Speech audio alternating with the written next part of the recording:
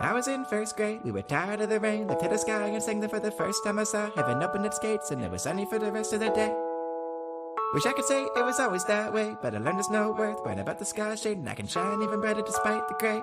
Even without the rays, it's still light every day, and used to gaze at the clouds in kindergarten. It wasn't about it, the sun came out, it didn't matter, the shape could always make it out. And if the colors turn gray, finger paints and the nails. Now, when did you stop feeling like you gotta shy away? When did you stop worrying about the sky shade? Now the smile on your face always brightens my day. Can we all have a little time to play? Yeah, when did you stop feeling like you gotta shy away? When did you stop worrying about the sky shade? Now the smile on your face always brightens my day. I think we all need a little time to play, because I don't wanna see anyone else but you. Cause no one can do it just like you. Yeah. Stay true and there's nothing else that you gotta prove. Cause I don't wanna see anyone else but I don't wanna see anyone else but you.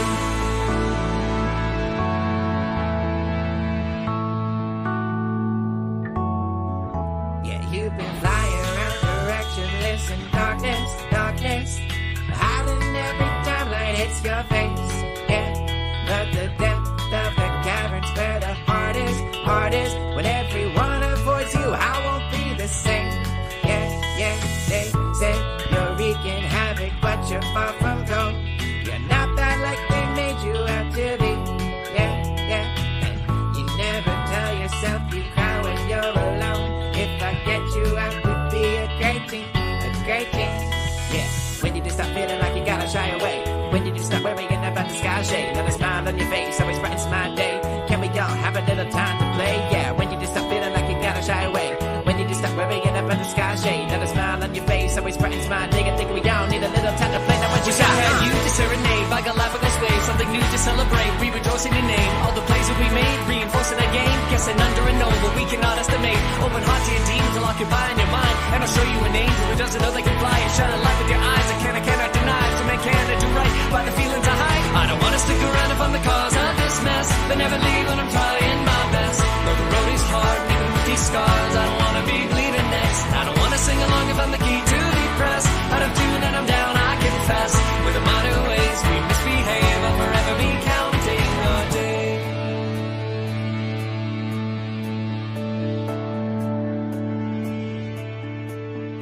Yeah, but I like you just the way.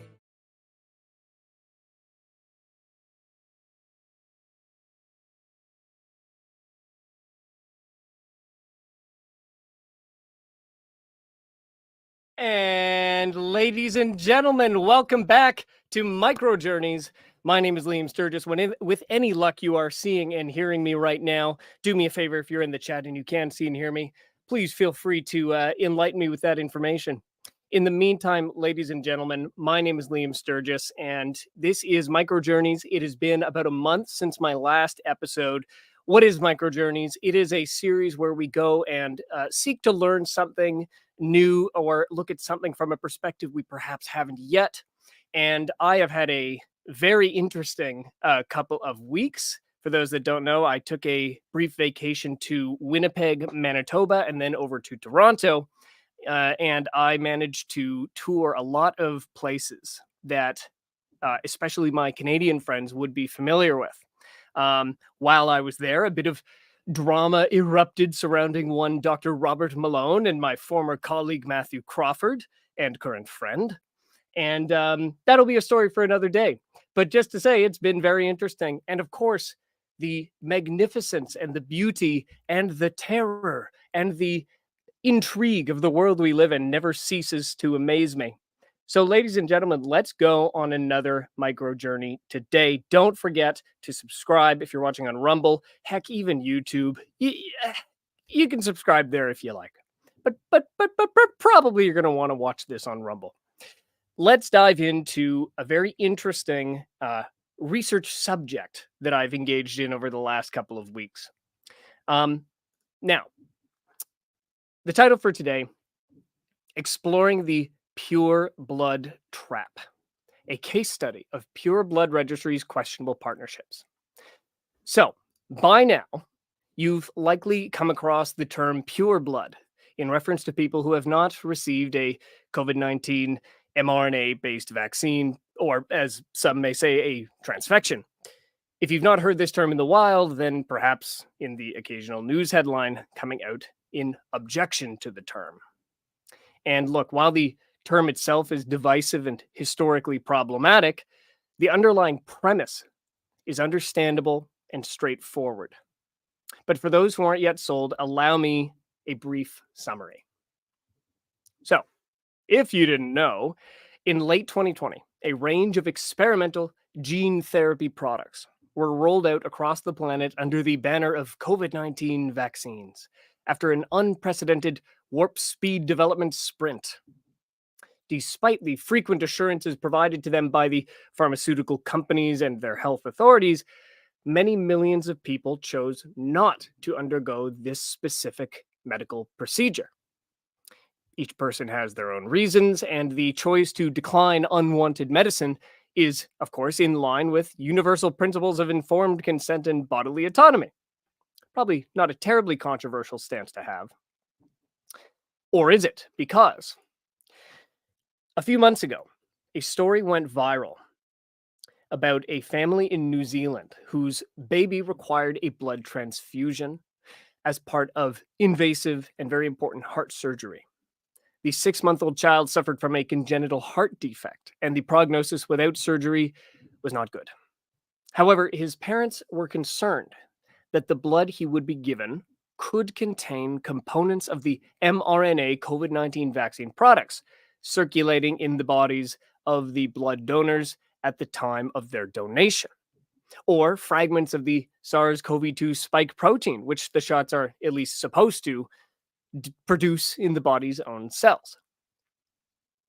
Now, Te Watu Ora Health New Zealand rejected the family's request to use only unvaccinated blood.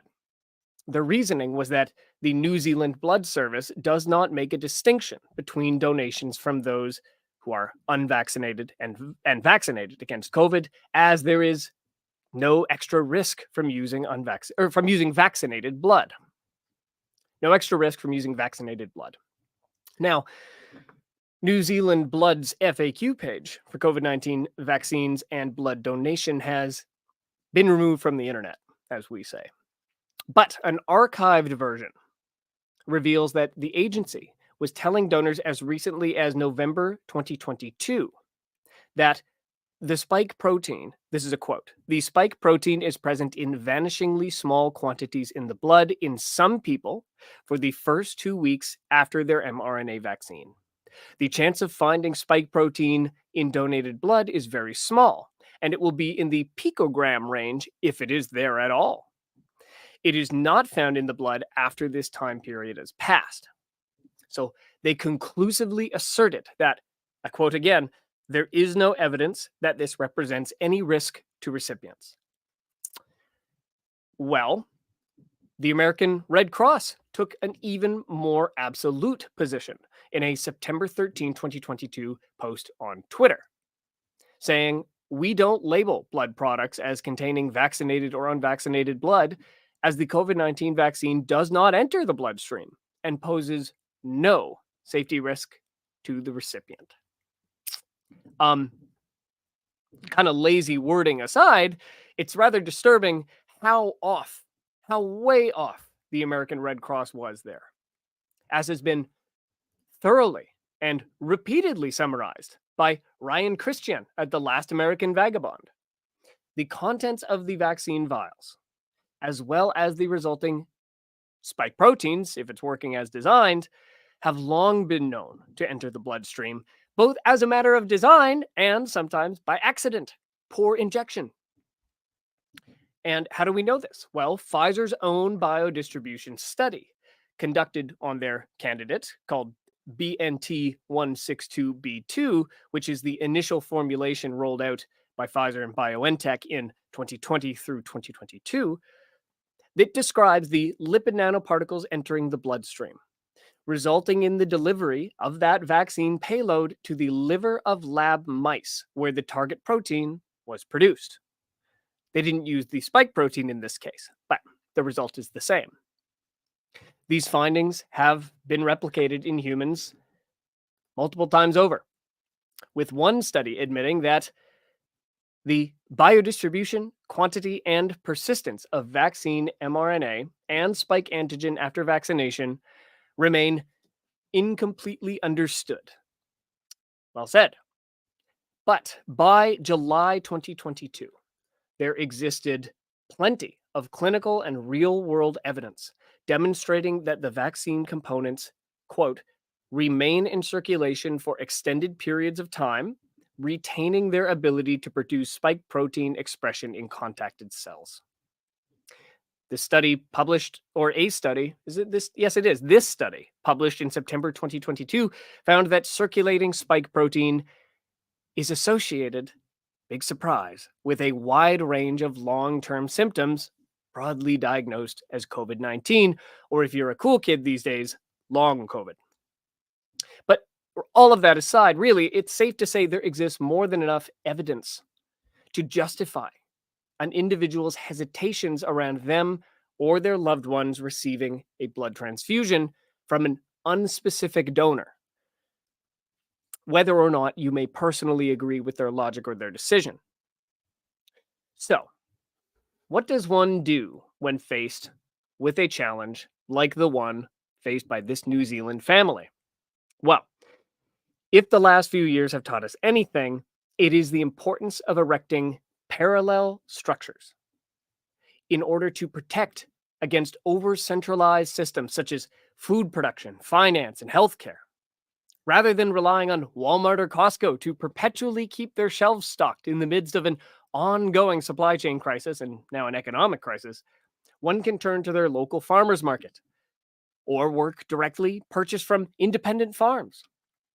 As governments and institutional banks across the Western world debank more and more people based solely on their political views, lawful exercise of civil rights, and national origin, one can diversify their finances through, say, Bitcoin or other privacy blockchains if they exist, or just use cash whenever possible.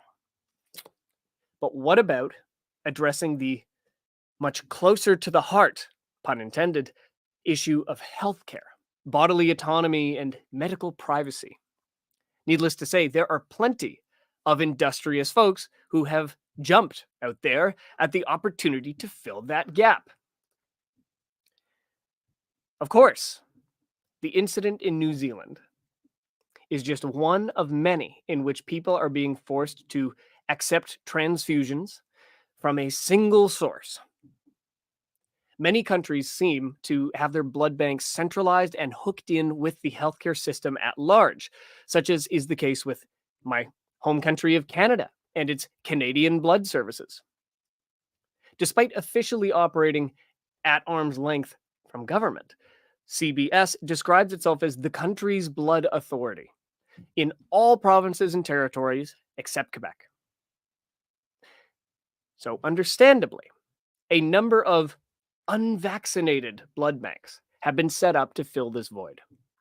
And at first glance, many such organizations present as well-intentioned and well-run programs, and I'm sure most of them are. But in some cases at least, upon closer analysis, one can begin to identify red flags that suggest this solution may not yet be better than the problem being solved. Let's take a look at a case study to explore this idea further. Pure Blood Registry. Let me know if you're watching live, or even if you're watching after the fact, in the comments. Have you previously heard of Pure Blood Registry? And if not, have you heard of any other similar organizations that have been set up just like this? And what does just like this mean? Well, let's talk about it. So, Pure Blood Registry is a limited liability company based in Sanford, Florida. According to its website, the company offers safe blood for emergencies and planned medical procedures. It is a membership-based organization offering a $500 diamond/lifetime tier for, or rather a $120 donor and recipient member tier, which must be renewed annually. And looks like some of this can be done through monthly payments. But of course, conveniently, if you just want to donate blood, you want to give but not receive, well, you can do that at no cost. How nice. Now, in a disclaimer at the very bottom of its webpage, Pure Blood Registry clarifies that it operates as a registry of individuals and facilities, or rather, a registry of individuals, and facilitates the connections between them, and does not provide medical advice or recommendations. In other words, the business involves taking in applications from people around the world who self-identify as being of pure blood, or unvaccinated in this case. The results of which are compiled into a registry of said individuals. Those who buy in to this service are then granted access to this registry, allowing them to make contact with an appropriate blood donor in the event of an emergency or while planning an upcoming medical procedure. There is at least one caveat, though, because as explained in the fine print, and it's even fine on my presentation here, I quote, individuals who do not possess an active subscription to our premium or diamond memberships and find themselves in need of a donor list during an emergency will be kindly requested to make a donation of $1,500 to our platform. That's US dollars, by the way. Not that this would be much help, though, because the company notes that both of their paid memberships include a 30-day waiting period before members can request that donor list. Now, it may be that Pure Blood Registry has already done great work in helping those in crisis to access the blood they need at a crucial time, or even that I'm misreading their website. But with that out of the way, let's do what we always do and ask, who is behind this noble venture after all? Well, Pure Blood Registry was incorporated on August 30th, 2022 by Gil Levy, who describes himself as a founder and patriot. His biography describes him as an accomplished entrepreneur and visionary who traveled from Israel to California at an early age and embraced the American dream.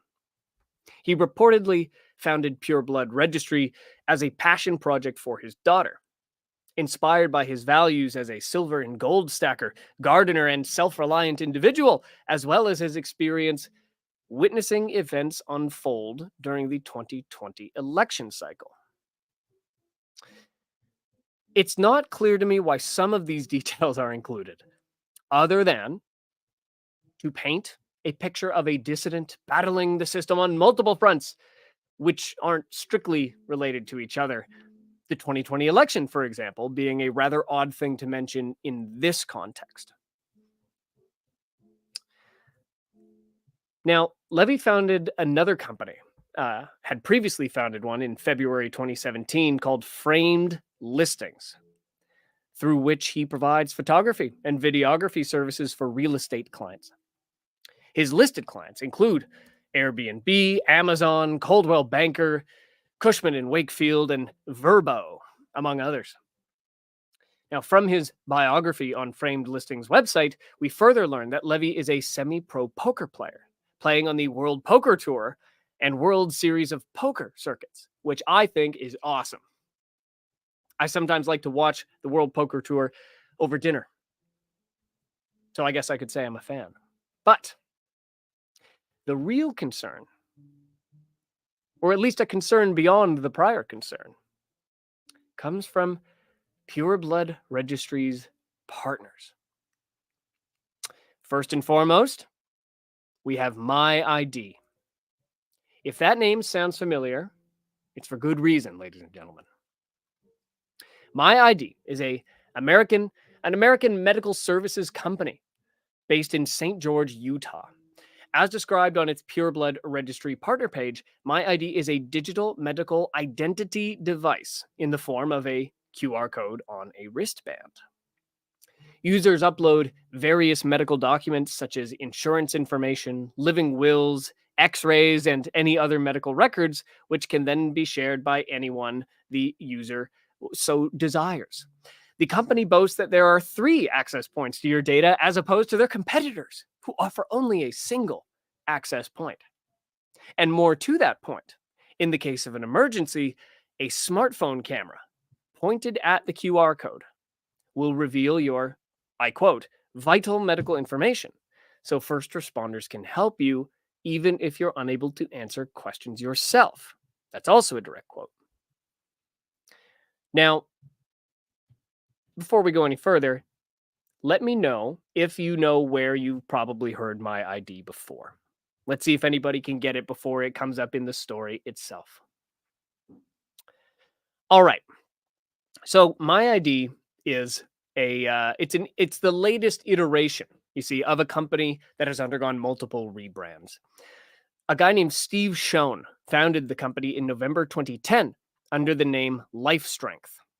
Now, Life Strength sold balance wristbands and energy bracelets, and I'm sure you've seen this before, which used the exclusive ion health technology process that uniquely aggregates the positive properties of 7 minerals and gemstones into a performance-enhancing and attractive balance bracelet.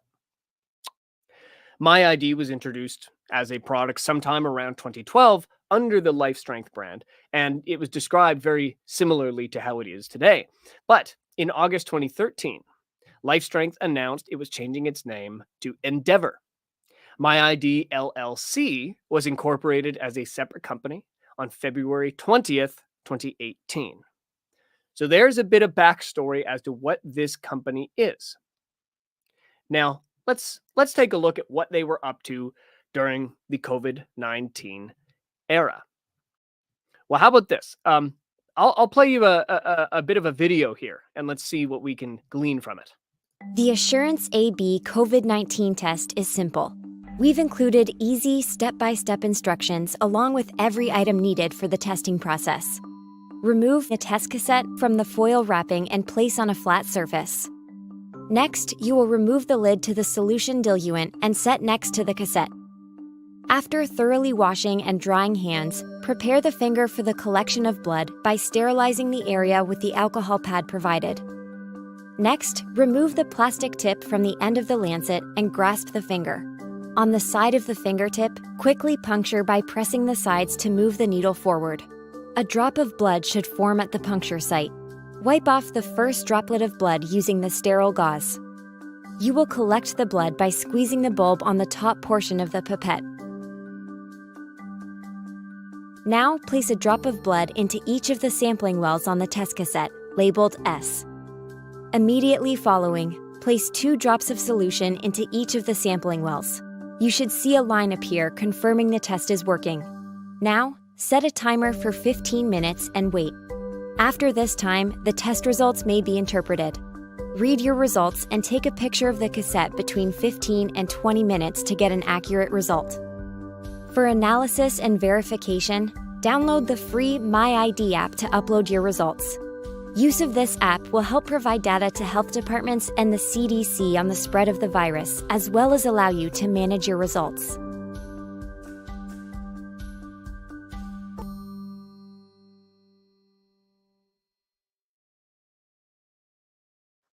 Interesting. As Gabe, my good friend, points out in the chat, getting some Theranos vibes here.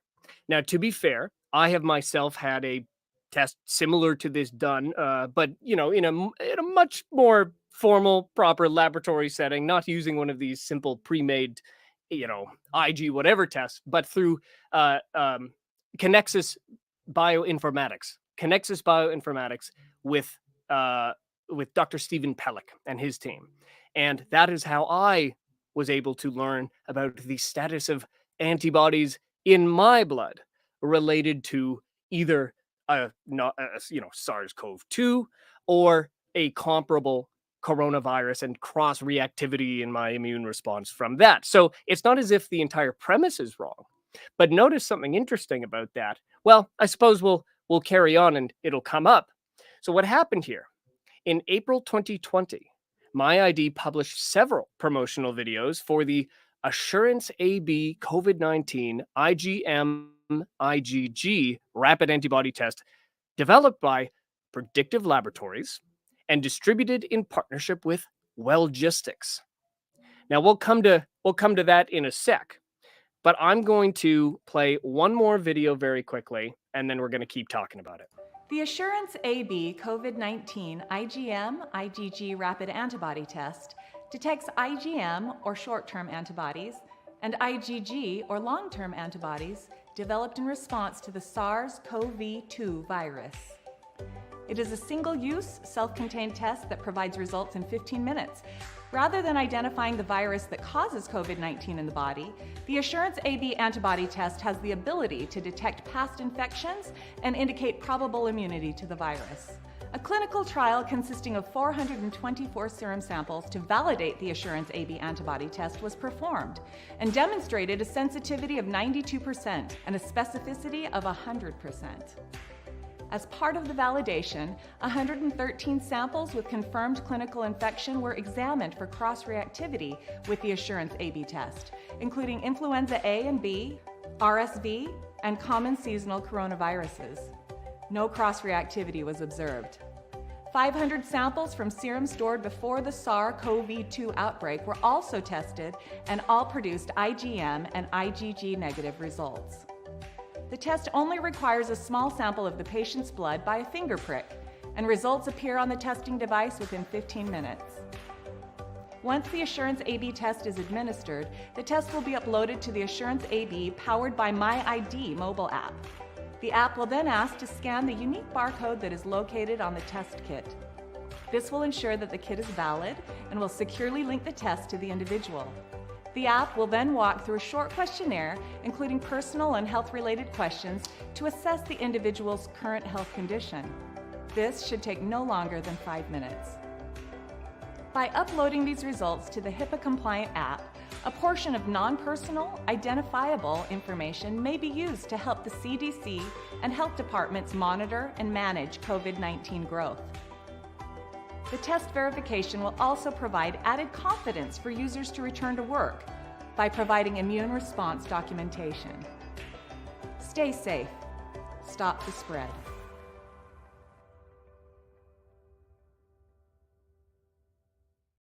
How'd that whole stop the spread thing go?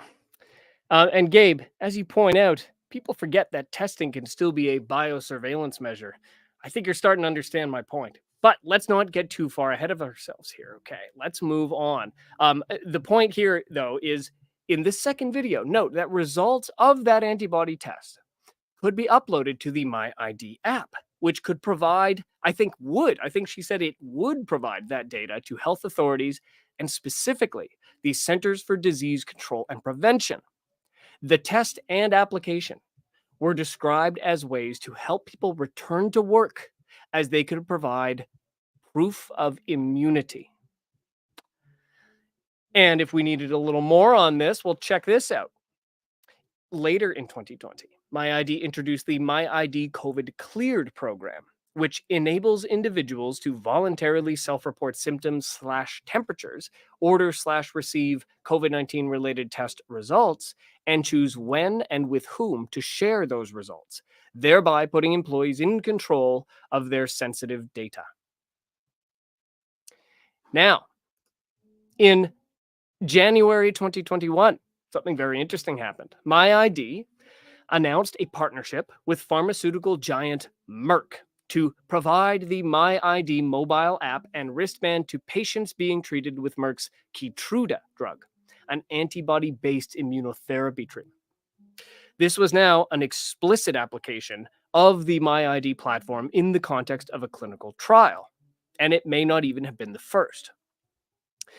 And furthermore, MyID participated in the National Community Pharmacists Association 2021 annual convention, focused on how to leverage the disruption of the pandemic, change the face of pharmacy, and power up our practices. Event sponsors included McKesson, Merck, Moderna, and Pfizer. And someone else on there too. Note, Wellgistics is near the bottom there, and I'm not sure how I missed it before I put out my article on this yesterday. But it turns out that they also sponsored the event, and we will come back to why Wellgistics is important in a moment. But overall, you see this connection, these more and more direct connections with some of the largest drug companies on the planet is certainly unexpected, given Pure Blood Registry's ostensible role as a dissident or alternative organization as compared to these exact companies. Certainly, it seems their partner, MyID, has a different set of priorities, much more aligned with institutional interests. Now, let's dig further. MyID hosts an informed consent page on their website, noting that part of their mission is to advance research related to the study of human health. Last updated February 15, 2021, the page describes the MyID Human Diversity Project, which, depending on where you are on the page, is also called the MyID Study Project, which seeks to develop new or improved diagnostic tools and therapies to treat diseases and other conditions. While some of this research is said to be done by MyID employees, partners, quote, might include academic institutions, as well as non-profit and for-profit businesses or government agencies. But then it gets really weird, because strangely, the link that's provided on this page to learn more about who these collaborators are leads to a website for Ancestry DNA, describing the Ancestry Human Diversity Project.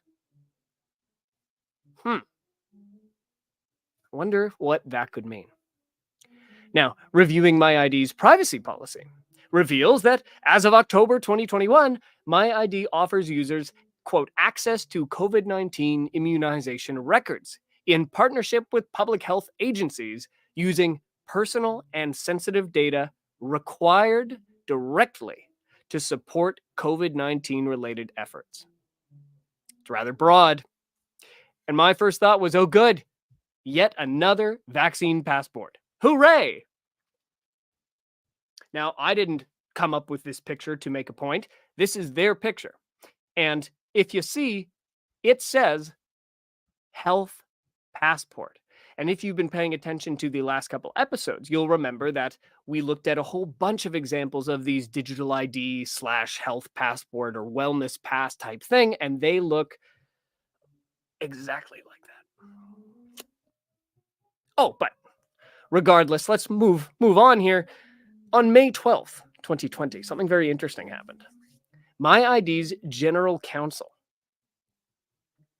whose name is Douglas Edmonds, filed this trademark application for the MyID logo, as well as the design of their wristbands, and that previous image of a so-called health passport. Their words, not mine. Now, if you look closely on that bottom line there, you've got two emails, second to last line and the last line. And on that second line, or on that last line, you have an email from Matthew Starley, who is the Chief Operating Officer at Wellgistics. He is listed as a secondary contact. Recall that Wellgistics was that company who was one of the two partners with MyID on that Assurance AB COVID-19 antibody test. They were also one of the sponsors, as I pointed out, of that conference, alongside Pfizer, Moderna, and so on. So who is Wellgistics? Well, there's Matthew Starley. So what is the company he helps run? So Wellgistics, it's an American pharmaceutical distribution company based in Lakeland, Florida. And as it turns out, Edmonds serves as general counsel for both MyID and Wellgistics.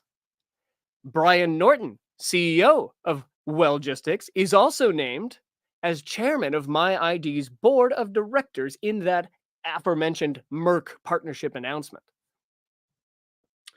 So that's a lot of connections. Now, why is this notable?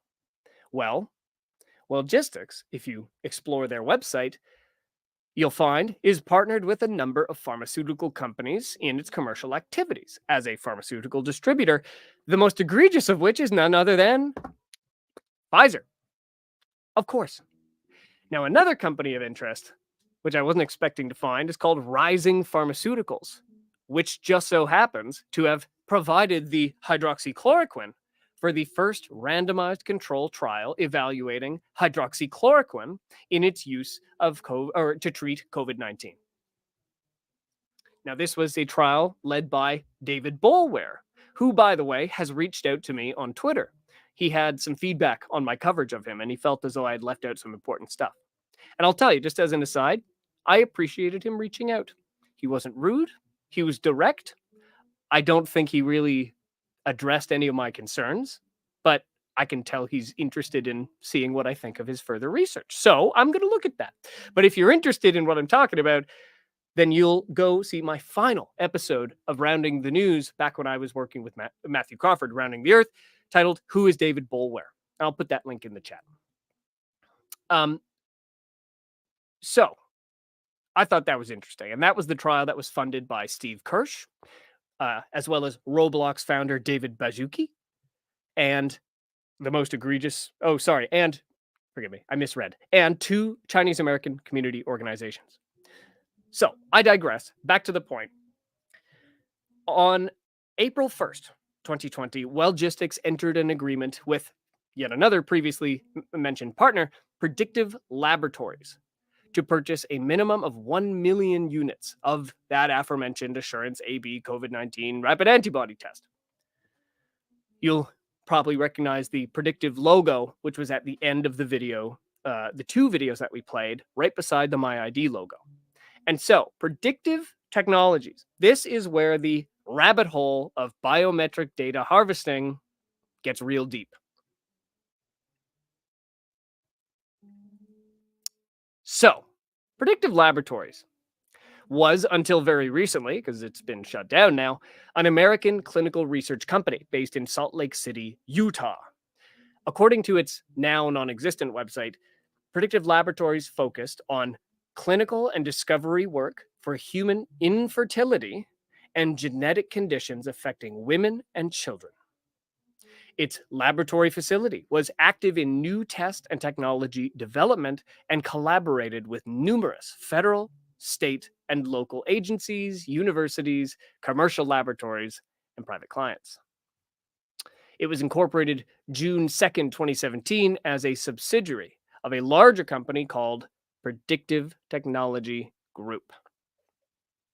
Now, Predictive Technology Group has a colorful history of its own as a parent company, much of which is laid out in this excellent, just fantastic analysis by Hindenburg Investment Research, published in July 2019 by Seeking Alpha. The company was originally founded on August 25th, 2005, under the name Canine Concepts, Inc. It was based in Kowloon, Hong Kong, and focused, hear me out, it focused on marketing vitamin C laced shower heads. But then, in February 2008, the company performed a reverse merger with a shoe company called Aussie Soles.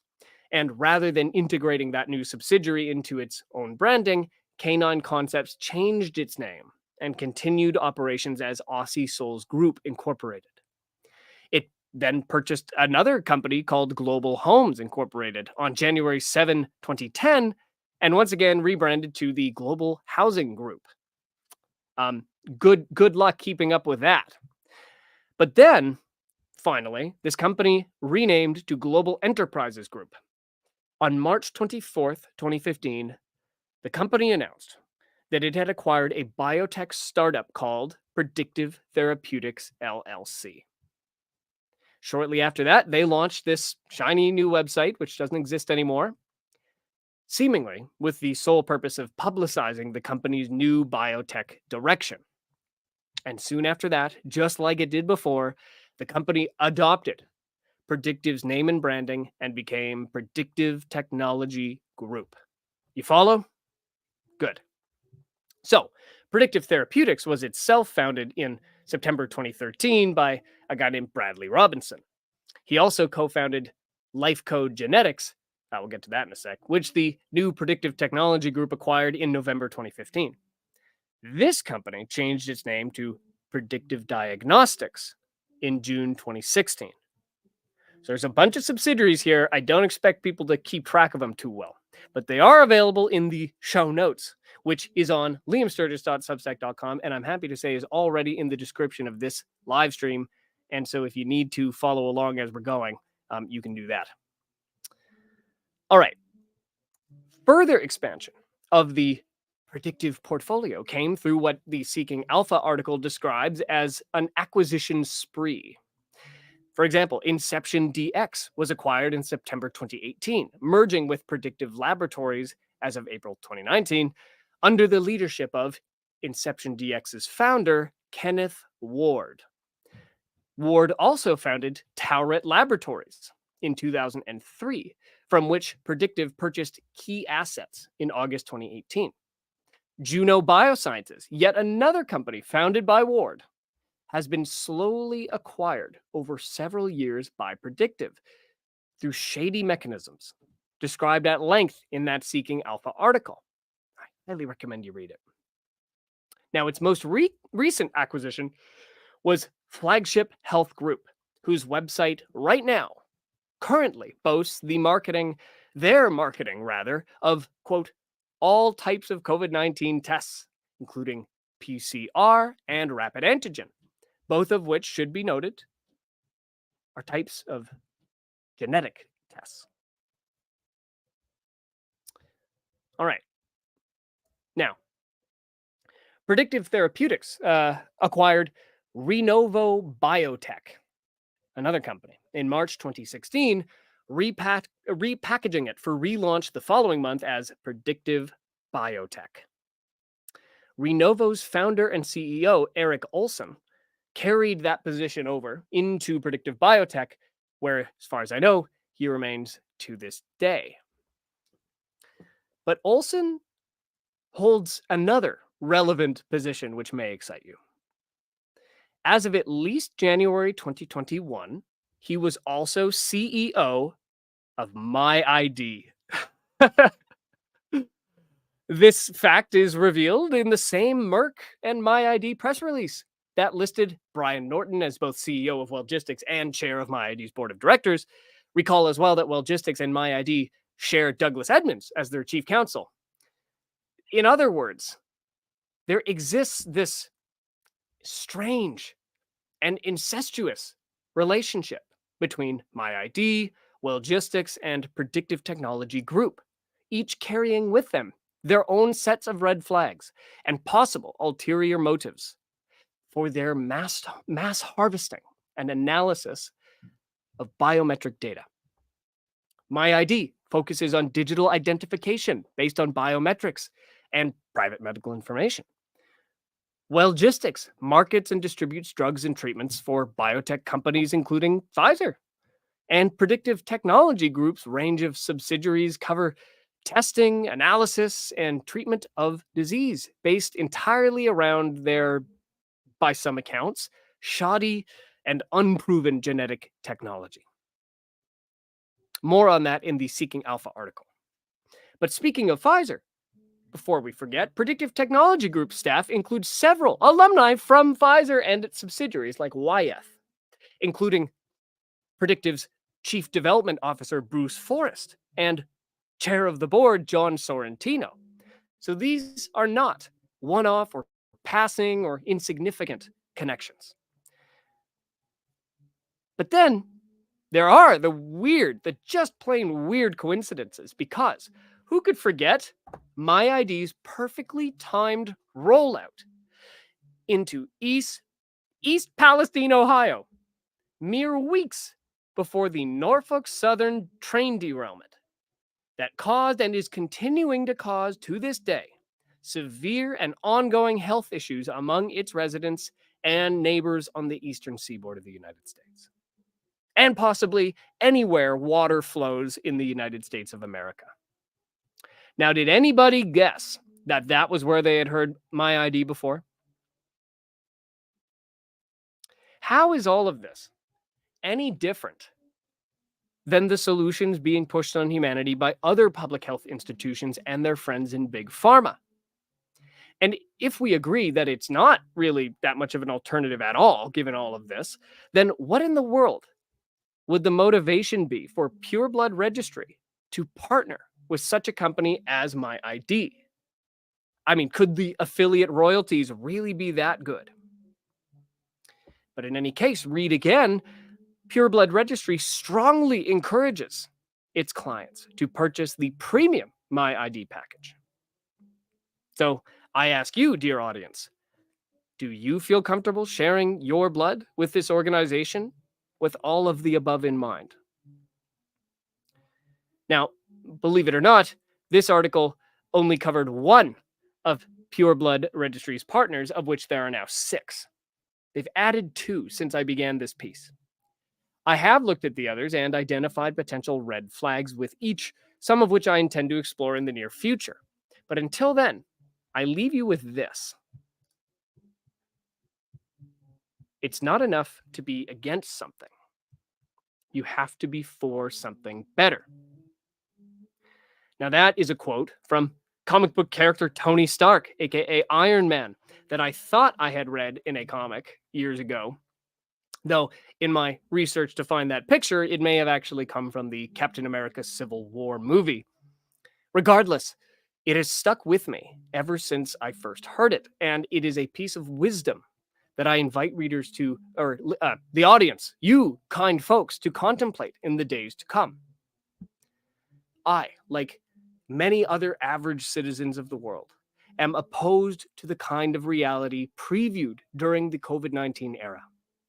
One of the most egregious invasions of privacy and bodily autonomy over the last few years has been the use of private medical information and biometric data to determine whether one shall be granted permission to enjoy their God-given liberty or be relegated to an artificial second-class citizenship. Now, this entire premise, of course, was based around the misleading use of genetic tests, the samples of which wound up in the hands of government agencies and sold to private interests around the world.